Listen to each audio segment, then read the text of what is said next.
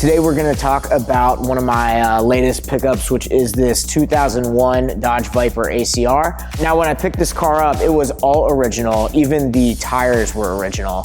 So obviously I had to change the tires as well. O-rings in the AC, weather stripping various pieces. Instead of replacing the shocks, I wanted to rebuild the original since it's an all original car. Now, with all that being said, it is a 2001, but it only has 10,500 miles on it. Came across it from a really lovely family in the Bay Area, California. The owner was unfortunately no longer in a condition to be able to drive the car, so they were looking to sell it. A little bit of background on the car, but this has always been my poster car for those of you who played Gran Turismo back in the day. Red with silver stripes, ACR, BBS LMs. I mean, it really doesn't get any more iconic than this.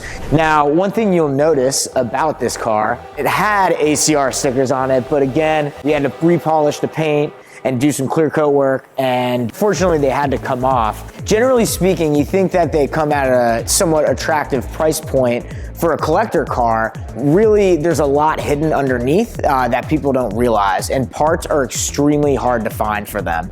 A set of headlights alone could put you back anywhere from $6,000 to $10,000, depending on what's included and the condition.